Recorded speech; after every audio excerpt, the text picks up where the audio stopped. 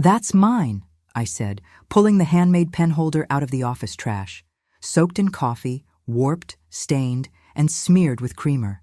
I'd carved it for my father, 5 years ago, with our initials.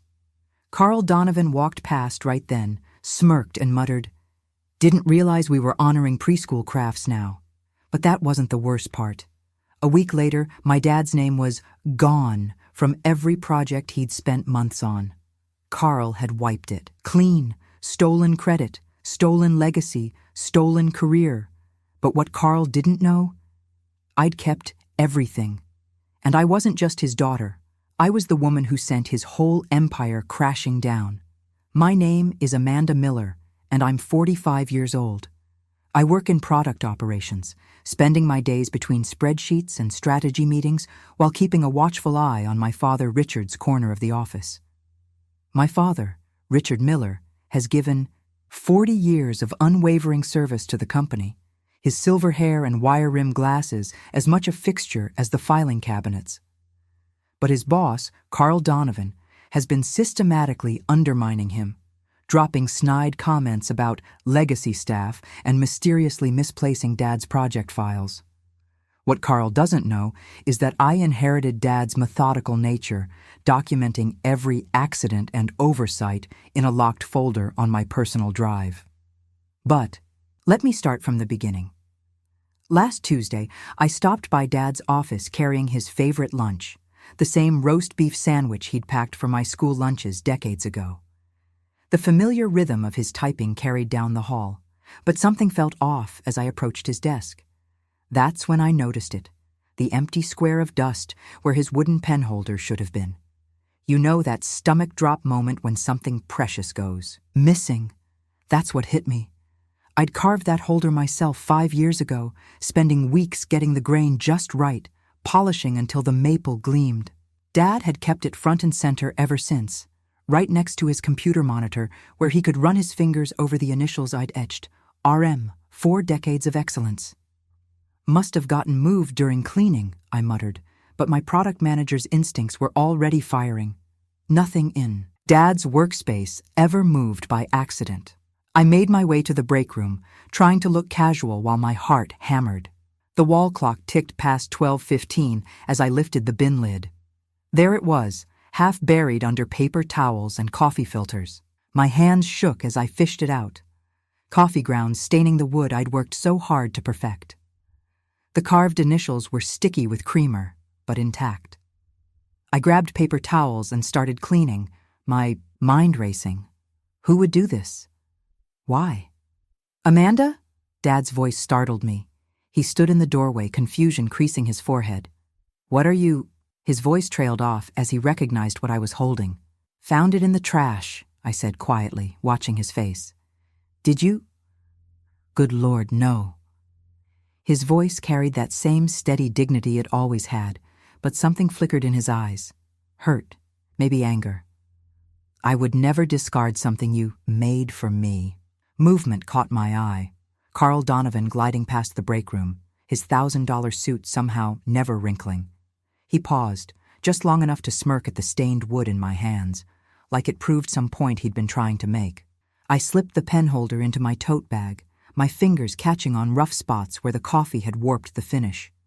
The air felt different now, charged with something I couldn't quite name, like watching someone rehearse cruelty in slow motion. When evening rolled around, I walked Dad to the elevator like always. The fluorescent lights cast harsh shadows under his eyes. "I'll bring some polish tomorrow," I promised, trying to sound casual. "We'll have it looking good as new." He nodded, but his usual warmth seemed dimmed. We rode down in humming silence, and I found myself studying our reflection in the polished doors. Dad's shoulders had a new slope to them, his tie slightly askew, details that would have been unthinkable a few months ago. As the elevator descended, I made my decision. Tomorrow morning, I'd arrive early, find a quiet spot near Carl's office, and watch. Listen. The kind of careful observation that had served me well in product development. Someone had deliberately thrown away a symbol of my father's service. I needed to know who and why they'd chosen today. The doors opened onto the lobby.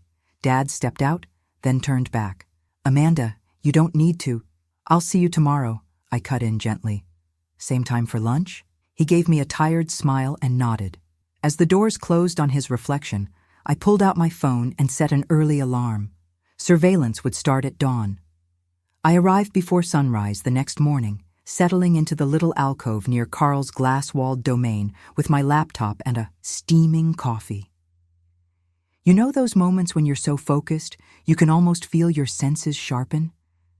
That was me, watching Carl's space like a wildlife photographer waiting for the perfect shot.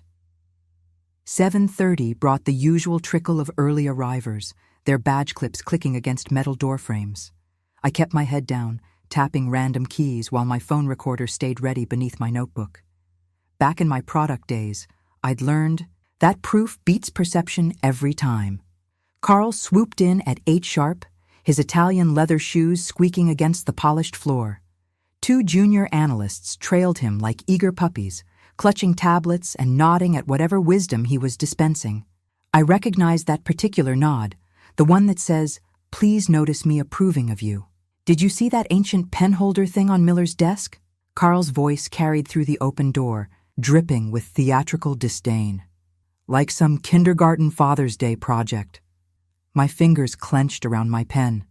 The analysts exchanged glances, clearly unsure how to respond. "I mean, seriously, Grandpa's Arts and Crafts Hour?" Carl continued, settling into his ergonomic throne. "This isn't a retirement home craft circle, people. We need innovators, not relics." A few nervous chuckles rippled through the bullpen. I kept my phone steady, letting it capture every word while pretending to review spreadsheets. The morning light caught Carl's perfect teeth as he grinned, clearly enjoying his audience. Dad arrived at 8:15, right on schedule. His smile looked pressed and ironed, like his crisp white shirt. The quarterly planning reports tucked under his arm represented weeks of careful analysis, work I'd seen him laboring over late into countless evenings. "Morning, Richard," Carl's voice boomed across the space. "Just in time. We're scheduling leadership alignment reviews, getting everyone calibrated for the future. You know how it is." I watched Dad's shoulders stiffen slightly.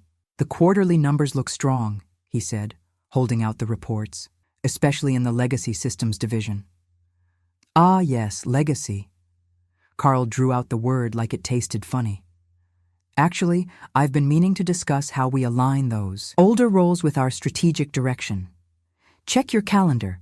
We'll do a proper review in 3 weeks, really dig into the value proposition." The threat wasn't even trying to be subtle.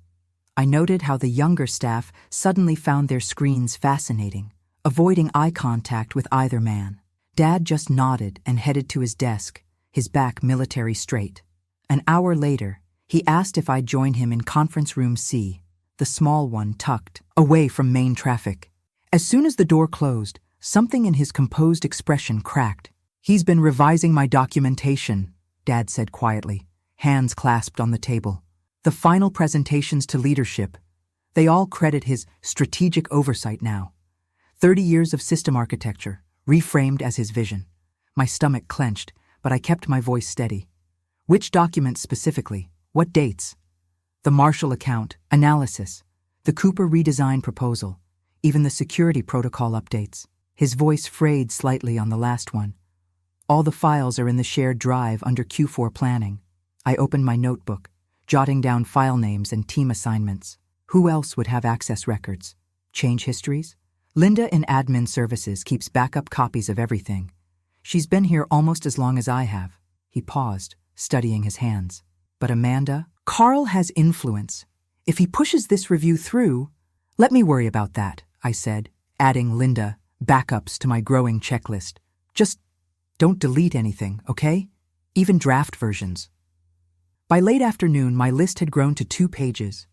Evidence trails, witness notes, timeline gaps to fill. But the risk column kept screaming. 3 weeks wasn't much time to build a case, and Carl could accelerate things if he sensed trouble.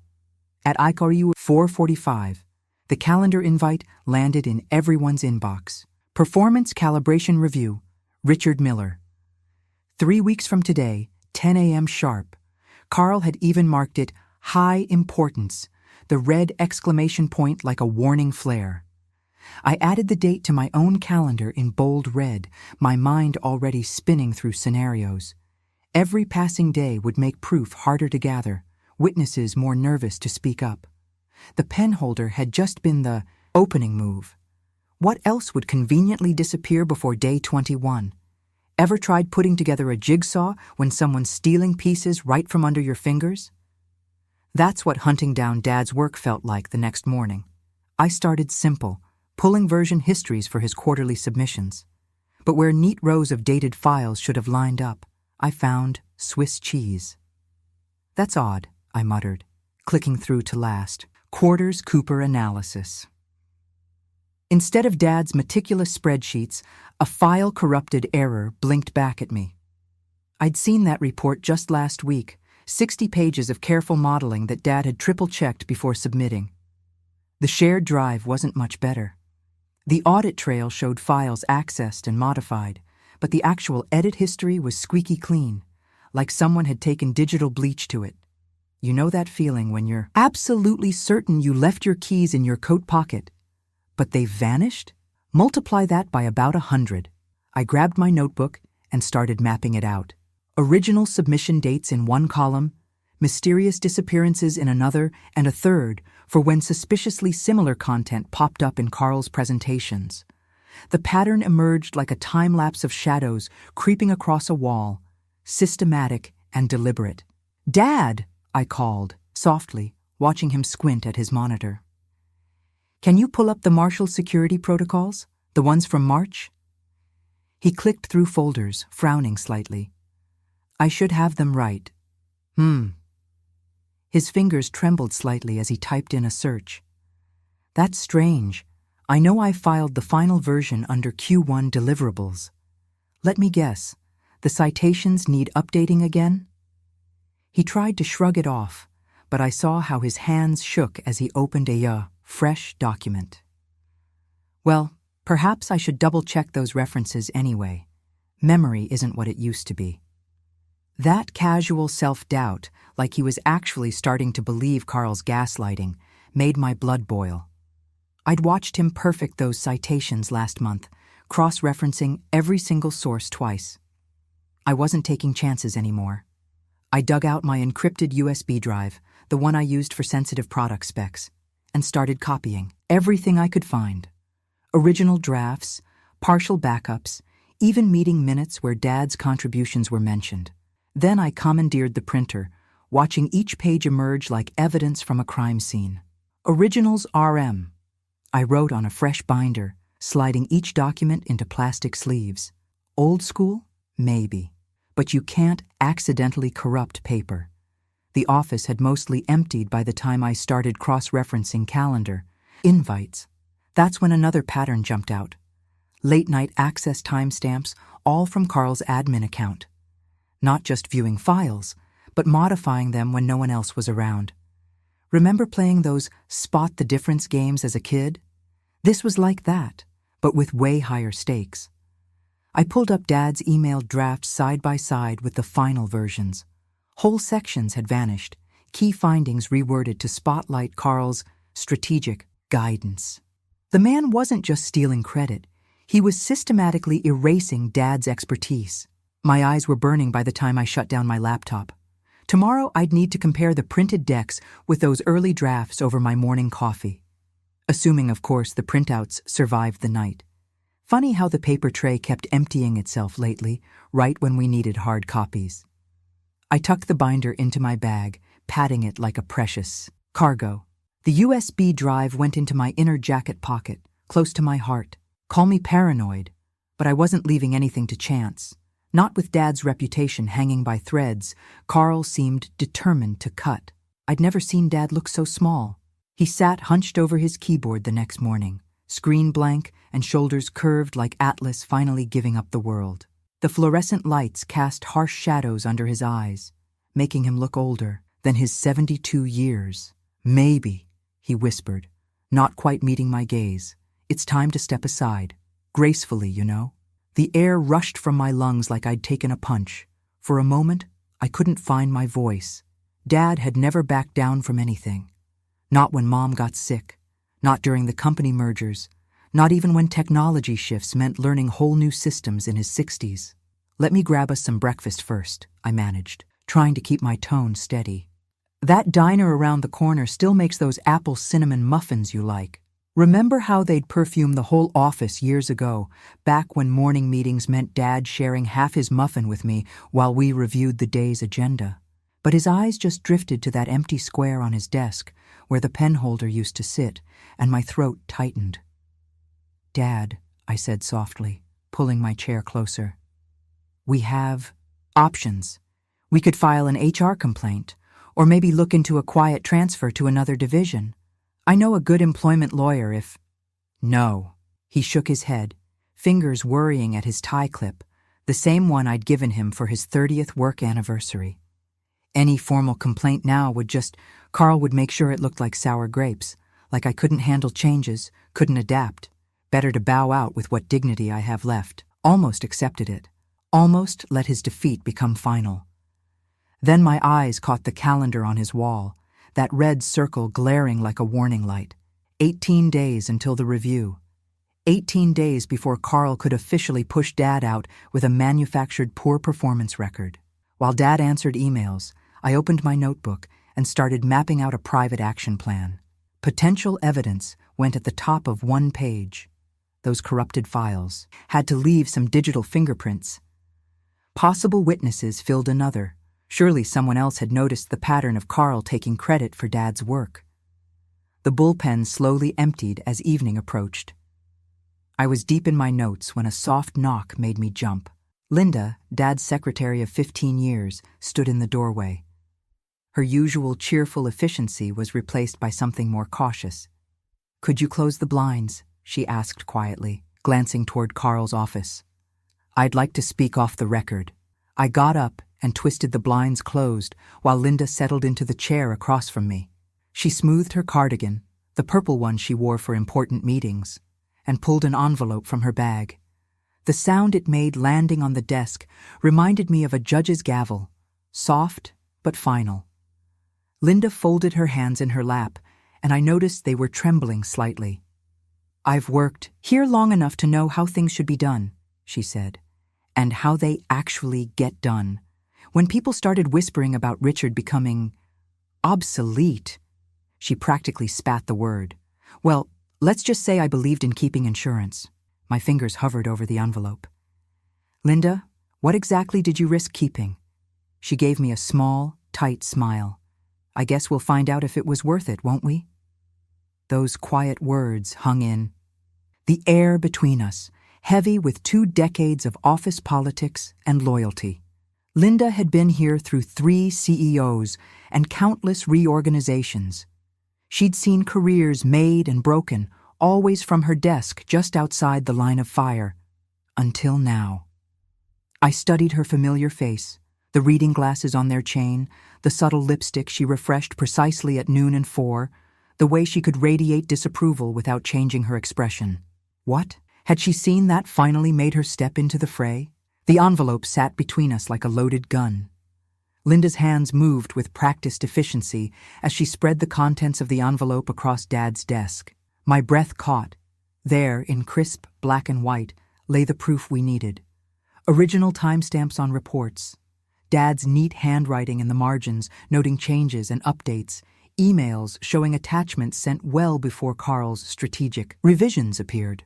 "I started making copies after the budget incident," Linda said, her voice barely above a whisper. "Remember that quarterly forecast file that mysteriously corrupted? The one Carl claimed Richard had mishandled?" I nodded, already reaching for my notebook and colored tabs. "That was what, 4 months ago?" 5, but it wasn't the first time. Just the first time I caught on to the pattern. Linda straightened her glasses, a gesture I'd seen thousands of times over the years. After that, I backed up everything. Every single document Richard touched. My fingers moved automatically, cataloging and labeling each page. Red tabs for original submissions, yellow for email trails, green for the final versions Carl had presented. The mismatched authorship tags stood out like neon signs once you knew to look for them.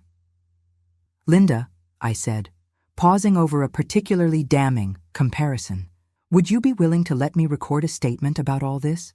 We don't have to use it unless absolutely necessary, but having your perspective on record could be crucial." She smoothed her cardigan again, a nervous tell I'd never noticed before. "Of course, Richard's integrity matters more than my comfort." She gave a small, determined nod. "Besides, I'm too old to watch good people get pushed aside by men like Carl Donovan." Dad had been silent through our exchange, but I caught him touching the empty spot where his penholder belonged. The fluorescent lights cast harsh shadows under his eyes, making him look older than his 72 years. I pulled out my phone and opened the voice recorder app. "Okay, Linda. Just tell me what you've observed when you started keeping records, and why." For the next 40 minutes, Linda detailed Carl's systematic erasure of Dad's contributions. Her testimony was precise, unemotional, the kind that held up under scrutiny.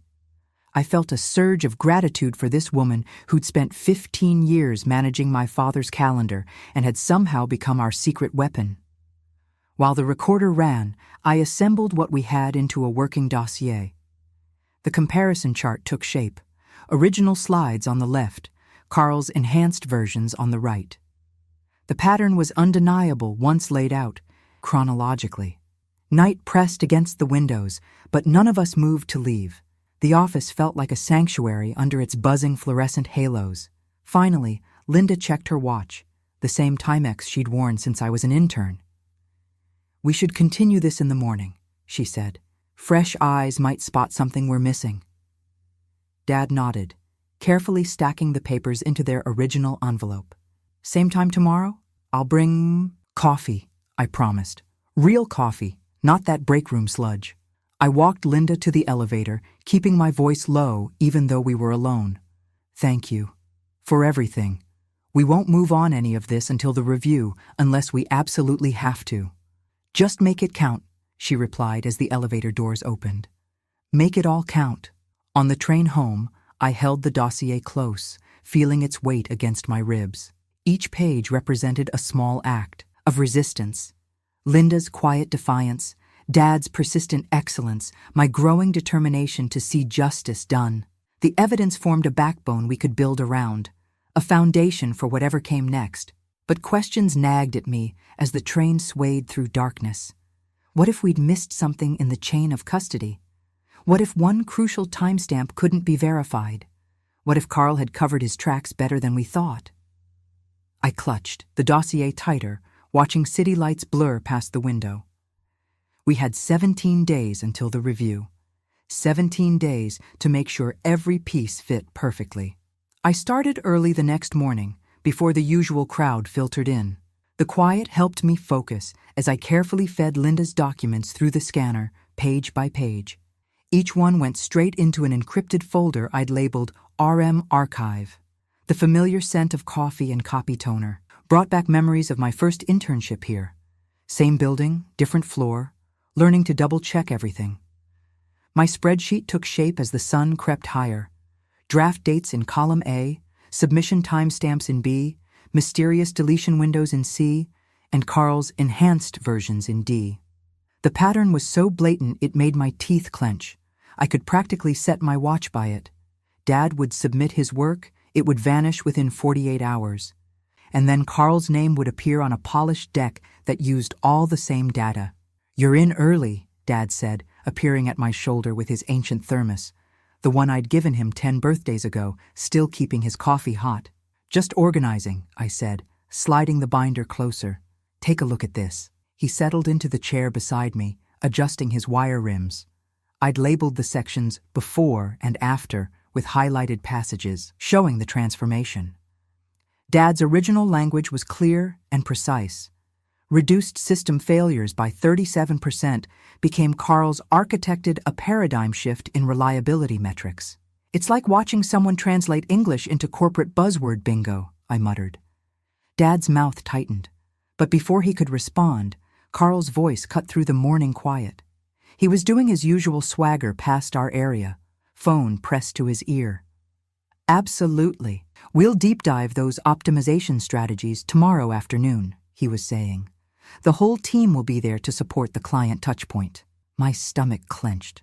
Another chance for him to parade stolen work as his own breakthrough thinking. I made a note on my phone. Client meeting, PM tomorrow. Observe from back. You don't have to attend that, Dad said quietly. Yes, I do. I squeezed his shoulder. Someone needs to witness this. Stuff firsthand. The morning crawled by. During lunch, I tested the corporate portal, trying to pull up older versions of Dad's reports. Access denied, access denied, access denied. Someone had locked down historical permissions, and I had a pretty good guess who. I grabbed screenshots of every rejection message, adding them to our growing file. The afternoon light was fading when my phone buzzed. A text from Linda. You should see a parallel email stream. She'd forwarded me a chain of messages, dozens of them. Each time Carl received one of Dad's reports, he'd CC'd an address I didn't recognize, strategicpartnersdomain.com. The domain wasn't our company's. It wasn't even a business domain I knew. Look at this, I said, showing Dad the pattern. He's been copying someone outside the company on everything you submit. Dad leaned closer, squinting at the screen.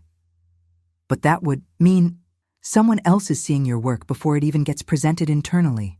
I started a new tab in my spreadsheet, logging every instance of that mystery address. The question is, who and why? Dad added softly. I sat back, rubbing my eyes.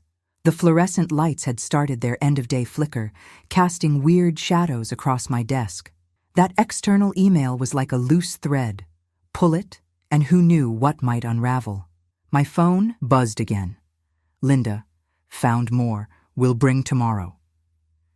I texted back a quick thanks, then started gathering my things. The evidence was mounting, but something about that email address nagged at me. It felt like the edge piece of a puzzle we hadn't quite solved yet. Ready to head out? I asked Dad. He nodded, carefully straightening his desk calendar, a habit of 40 years. Tomorrow would bring the client meeting, another chance to document Carl's performance. But tonight, I had emails to analyze and patterns to map. Client meetings always had this specific hush, like everyone was holding their breath waiting for the first mistake. I settled into a back corner seat, laptop ready, trying to look absorbed in note-taking. The scent of fresh coffee and pastries wafted from the catering table, reminding me of countless mornings watching Dad prepare for presentations just like this one. He'd always get up extra early, polishing every detail until it shone. Now he sat quietly in the middle row while Carl commanded center stage. Let's dive into the framework I've developed, Carl announced, clicking to the first slide. My jaw tightened. The diagrams were identical to Dad's draft from 3 weeks ago, right down to the color scheme. I documented each innovation, Carl claimed, matching timestamps in my head. The efficiency matrix? Dad's work from February. The risk assessment protocol? Dad's analysis from March. Carl sailed through it all with that practiced smile that never quite reached his eyes. Questions? Carl asked finally, adjusting his perfect collar. A silver-haired woman from the client team raised her hand. About those custom implementation fees we discussed offline. Will those be handled through the same channels as before? My fingers froze over the keyboard. Offline discussions? The phrasing prickled my skin. It sounded like commission talk, but this was a standard corporate contract. I glanced at Dad, but his expression stayed carefully neutral. We'll route everything through our established process, Carl assured her smoothly. I'll follow up with the specifics later today. The meeting wrapped up in a flutter of handshakes and calendar invites. I lingered, pretending to pack up slowly, while my mind raced. Something about those offline fees felt wrong. Back at my desk, I pulled up every finance memo I could access. Most of it was routine, travel expenses, client entertainment, standard reimbursements. But Carl's reports had odd routing codes I'd never seen before. I photographed each instance with my phone, building a timeline. The office grew quiet as evening settled in. My screen cast a blue glow across the empty desks. Then my phone buzzed. Linda again. Check your email, her message read. Wrong attachment went to wrong inbox. I opened the forwarded file and felt my chest tighten. It was another slide deck, virtually identical to Dad's original work. But this version had different branding, labeled as a special implementation proposal for direct client consideration. My hands shook slightly as I opened a new spreadsheet. In one column, I listed every instance of that mysterious email address Carl had been copying. In another, I logged the vendor payment codes from his expense reports. And there it was, over and over, Meridian Systems LLC, our biggest client account. The pattern crystallized like frost on glass. Carl wasn't just stealing Dad's work. He was packaging it into side deals with Meridian, probably collecting private commissions for consulting fees. And with Dad's performance, review only days away. Oh, God, I whispered. The timeline snapped into focus. If the side deal went south, Dad's negligent work would take the blame. Carl had been laying this trap for months. I pulled up Dad's calendar and circled the review date in red, less than a week now. Then I started a new document, mapping out every connection, the stolen work, the secret email chain, the suspicious payment codes, the parallel proposal. The fluorescent lights hummed overhead as I worked. How many of these side deals already existed? How much money had quietly changed hands while Dad's career hung in the balance? My phone buzzed again. Linda. Found the original commission structure, coming in early tomorrow. I gathered my evidence into a secure folder, double-checking each encryption key. The weight of what we'd uncovered pressed against my chest. Dad had built his whole life on doing things the right way. Carl had twisted that integrity into a weapon against him. The office was completely silent now, except for the soft whir of the climate control.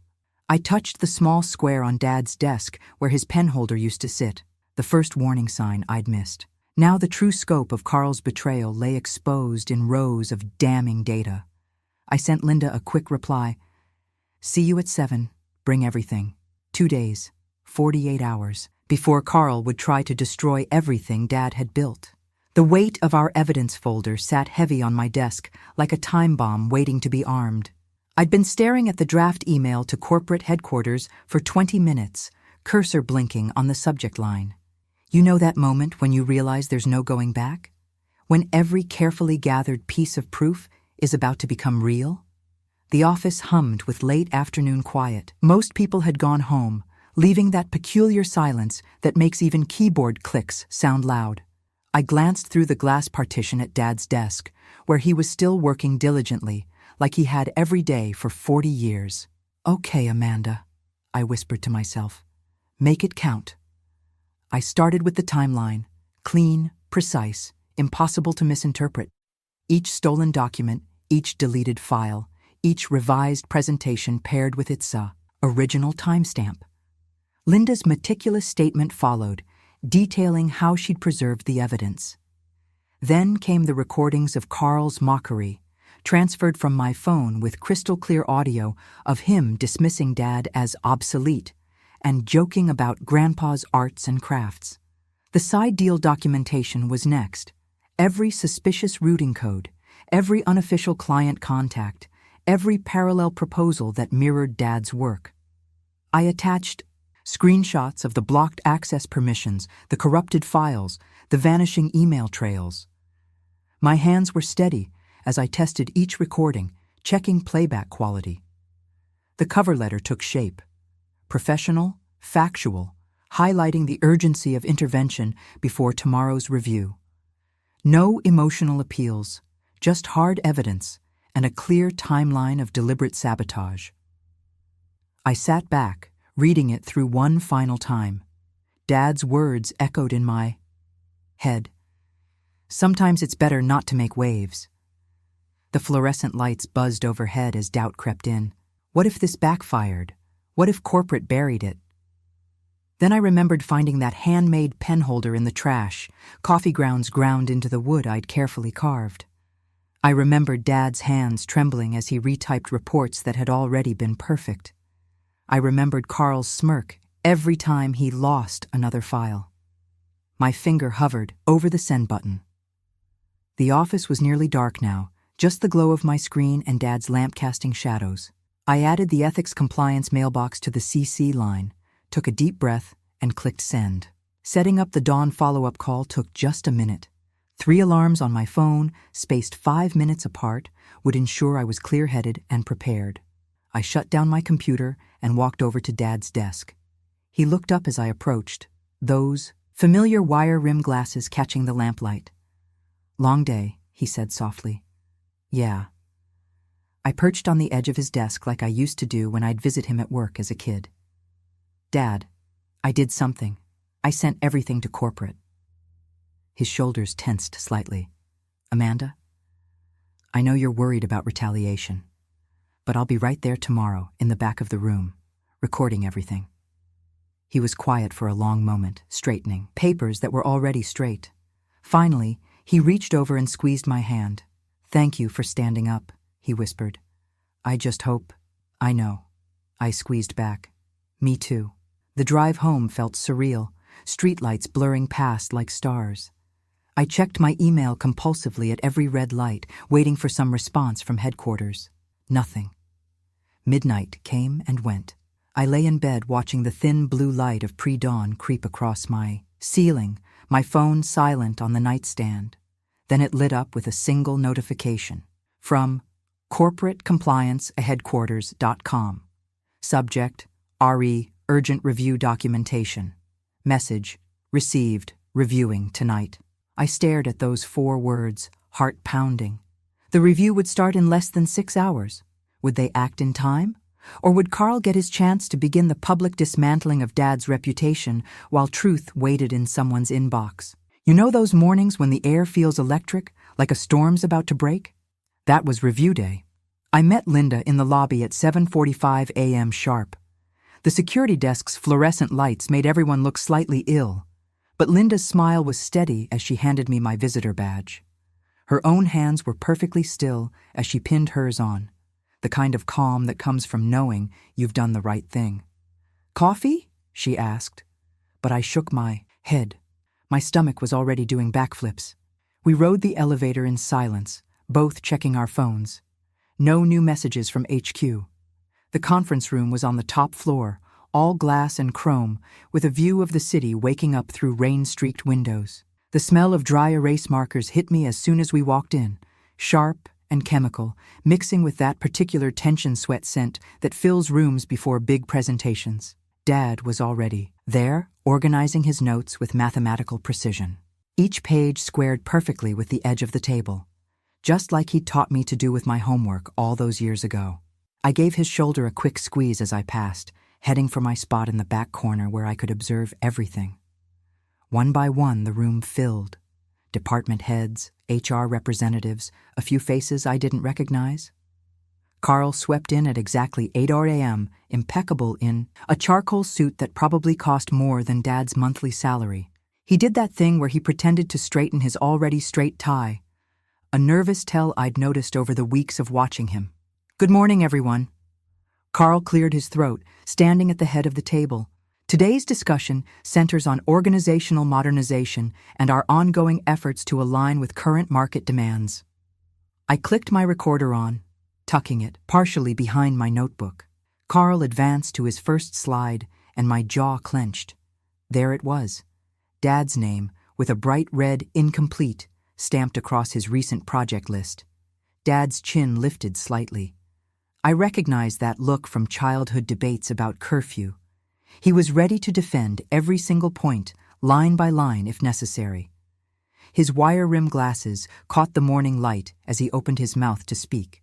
The conference phone blinked. A young assistant, probably Carl's, leaned forward.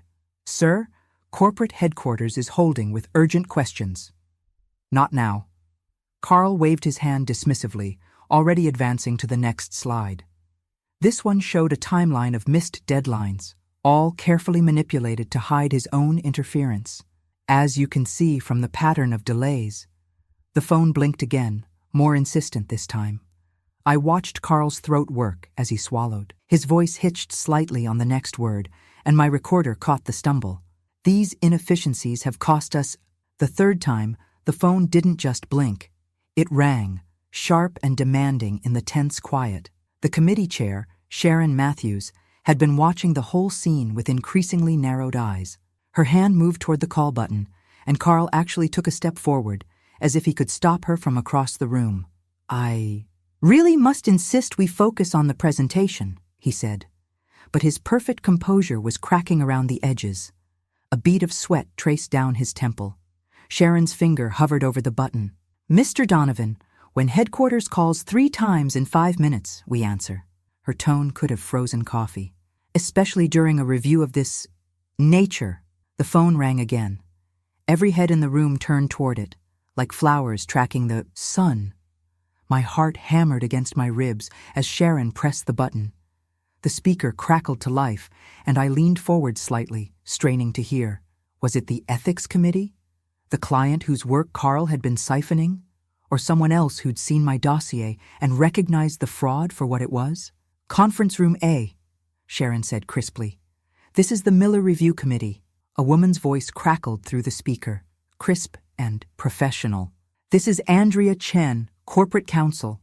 We're reviewing some concerning documentation regarding off-book communications and private email exchanges with Meridian Systems." My fingers tightened around my pen. Meridian, our biggest client. The one Carl had been secretly courting. Carl's laugh cut through the tension. Too loud, too sharp. "Oh, that! Simple mentorship ambiguity. I've been guiding Richard through some client relationships." "Mr. Donovan," a new voice interrupted. Male, authoritative. "This is James Wilson, Meridian's liaison. We're looking at 2 separate proposal decks with identical frameworks. One through official channels, one through what appears to be a private arrangement. Can you explain?" The room temperature seemed to drop 10 degrees. I reached into my bag and pulled out the before-after binder I'd assembled. With steady hands, I slid it across to Sharon Matthews, who opened it immediately. "I can verify the original documentation," Linda spoke up from her seat. "As Mr. Miller's executive assistant, I maintained copies of all submissions and correspondence. The timestamps and authorship are clear." Carl's perfect composure cracked further. A muscle twitched in his jaw as he gestured expansively. "This is clearly a case of legacy confusion in modernizing our processes." "Mr. Donovan?" Wilson cut in again. "Your emails specifically reference special implementation fees and direct compensation structures. That reads like commission language to us." Sharon Matthews closed the binder with a sharp snap. "I believe we need to pause this review." Her voice could have etched steel. "Mr. Donovan, please step out while the board confers with counsel and our client partners." Carl's chair scraped back. He straightened his tie again, that nervous tell, and strode toward the door. As he passed my corner, he paused. "Amanda." His voice was low, meant for my ears only. "A word." I followed him into the hallway, maintaining careful distance. The morning sun threw harsh shadows across his face as he turned to me. "Families get hurt when reputations get messy," he said softly. "Your father's worked here a long time. It would be a shame if this misunderstanding led to broader scrutiny of his record." The threat landed like ice water down my spine, but I kept my voice steady. "The documentation is already with ethics and headquarters, all of it, including recordings of you mocking Dad's work and that pen holder you threw away." I met his stare. "The mess is already made, Carl, and you made it yourself." The conference room door opened before he could respond. Sharon Matthews stood in the doorway, her expression granite. "Please rejoin us." We filed back in. Dad caught my eye as I passed, and I saw both worry and pride warring in his face. I squeezed his shoulder again before returning to my corner. Andrea Chen's voice filled the room once more. "Based on the evidence presented, we're initiating a formal investigation into these irregularities. Mr. Donovan's system access will be suspended immediately pending review. We'll need to validate authorship on all major client deliverables from the past 18 months. I released a breath I hadn't realized I was holding. The tension in the room shifted, Not gone, but transformed. Carl stood very still by the window, his reflection ghosted against the rain-streaked glass. Sharon Matthews closed her laptop with finality. This review is officially suspended. Mr. Miller, please remain available to corporate counsel for documentation. Verification. Mr. Donovan, IT will escort you to clear out any personal items. She looked around the room. Everyone else is dismissed. My heart pounded as people began gathering their things. Carl's suspension was a start, but 18 years of watching product launches taught me that pending review could mean anything. The words hung in the air like storm clouds. Would they break into real consequences or dissipate into quiet reassignment? And corporate amnesia? Dad was still at the table, carefully squaring his papers. The morning sun caught his silver hair, and for a moment I saw him as he'd been years ago, teaching me to measure twice, cut once, and always sign my work with pride. The aftermath rolled through like thunder after lightning. By 10 a.m., Carl's login threw account-suspended errors across every monitor he'd touched. Its system sweep restored version histories, like they were excavating digital artifacts, each document rising from deletion with Richard Miller's unmistakable fingerprints all over them. You know that satisfaction when a jigsaw puzzle piece clicks perfectly into place? That's how it felt watching the evidence stack up, one damning detail after another. Ms. Miller, Finance's Sarah Wu caught me by the water cooler. Those routing codes you flagged? We found 16 similar transactions tied to off-site client meetings, all processed through Mr. Donovan's expense account. I nodded, keeping my voice neutral. I appreciate you looking into that. The morning crawled by in surreal slow motion. Around 11, Linda texted. Securities Clearing CD's office. Box count 3 personal, 1 confidential. I watched through the glass as HR's Kevin Barnes supervised the packing, his usual easy smile replaced by professional distance. My phone started buzzing with unknown numbers around lunch. I answered the third one out of curiosity. Amanda Miller, this is Taylor from Apex Recruiting. We noticed some leadership changes at your company today. Would Mr. Donovan be open to discussing opportunities? I thought of all those stolen presentations. I'm afraid I can't comment on personnel matters. By 2 p.m., the whispers had grown into a steady hum. Every time I passed the break room, I caught fragments, entire client portfolio, and years of taking credit. The truth was spreading faster than any memo could have managed. I called Andrea Chen in corporate counsel, my heart still doing that nervous flutter. Just confirming you received everything from this morning? We did. Her voice was carefully measured. Could you and Linda provide the original recordings and get her statement notarized? We want to ensure clean documentation. Of course. I glanced at Linda through the glass. She was already nodding. We spent the next 2 hours at the notary down the street, Linda's steady hand signing multiple copies while I transferred the audio files to a secure drive. The notary's stamp made sharp sounds against the paper. Thunk, thunk, thunk. Each one felt like another nail in Carl's professional coffin. Dad caught me as I was heading back to my desk. The shadows under his eyes had softened slightly. Amanda, do you think... He cleared his throat. Should I withdraw those retirement papers? I squeezed his arm. Let's see what tomorrow brings. Sharon Matthews scheduled a follow-up meeting for 9 a.m. Speaking of Sharon, her assistant appeared at my elbow with crisp efficiency. Ms. Miller, the chair would like to review the original documents with the board first thing tomorrow. She specifically mentioned establishing Mr. Miller's contributions to the record. The late afternoon sun slanted through the windows, painting long shadows across empty desks. Most people had gone home, leaving that peculiar hush that falls over offices after hours. I pulled the wooden pen holder from my bag and ran my thumb over the grain. The coffee stains had mostly lifted. Dad was still at his desk, reading through newly restored report histories with quiet focus. I placed the pen holder in its old spot, right where it belonged.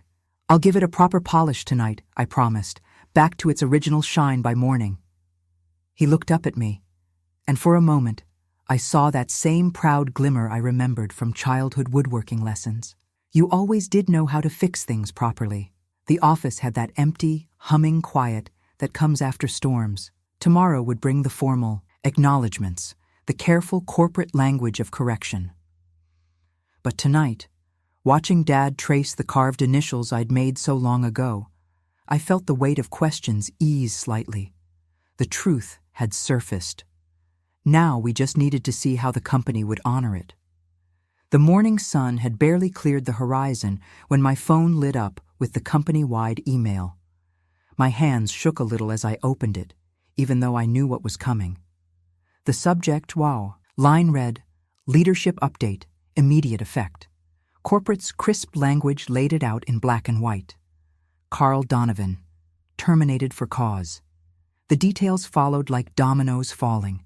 Unauthorized commission arrangements, misappropriation of intellectual property, breach of fiduciary duty.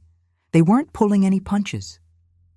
You ever get that feeling where relief and vindication hit at the same time? That was me, sitting there in my parked car, reading how they'd referred him to the authorities for investigation. The word clawbacks jumped out at me. They wanted their money back, with penalties. I couldn't help but think of all those expense reports Sarah Wu had flagged. My phone buzzed again. Linda's text, Channel 4 business report mentioned CD this morning. Not good for him. I switched to industry news feeds, and there it was, spreading like wildfire. Carl's name was toxic in, real time. Then came the knockout punch. A formal statement from Meridian Systems, our biggest client. They didn't mince words. We acknowledge Richard Miller as the original architect of the frameworks presented to us and categorically reject any unauthorized parallel arrangements. I had to read that twice. Dad's name, right there in the clear. Walking into the office felt different. People stood straighter, smiled more openly. The whispers had changed from scandal to satisfaction. I caught fragments like, "About time," and "Miller was right all along." I found Dad in the conference room, reviewing a document with Sharon Matthews and the board. Through the glass, I could see him nodding. His shoulders relaxed for the first time in weeks. When they finished, Sharon's assistant waved me in. "We've restored all authorship credits across our platforms," Sharon was saying. "And HR has prepared a transition package that puts you in control of your timeline, Richard. Whatever works best for you." Dad looked up at me, then reached into his briefcase. The wooden pen holder caught the morning light as he placed it deliberately at the center of the table. The grains seemed to glow, all traces of coffee stains gone, the carved initials crisp and clear. My throat tightened a little. I'd stayed up late getting that polish just right. "I'd like to address the team," he said quietly. "They deserve to hear it from me." Sharon nodded. "Of course. We'll set it up for this afternoon." The phones had finally stopped their constant buzzing, except for occasional messages of congratulation. The crisis clock that had been ticking in my head for weeks fell silent. I watched Dad pick up the pen holder, turning it to catch the light like he was examining a precious artifact. Then he smiled, that rare, full smile that always reminded me of weekend workshops and the smell of sawdust. "You know what they say," he said, his voice steady and clear. "Respect thrown away never stays hidden." I'll never forget how he looked in that moment, holding the simple wooden piece I'd made him years ago. It wasn't just a pen holder anymore. It had become something else, a symbol of truth that refused to stay buried, of loyalty that outlasted betrayal. The morning sun streamed through the windows, warming the polished wood. Dad set it back on the table, positioned just so, like placing a medal on display. In its own quiet way, I suppose that's exactly what it was.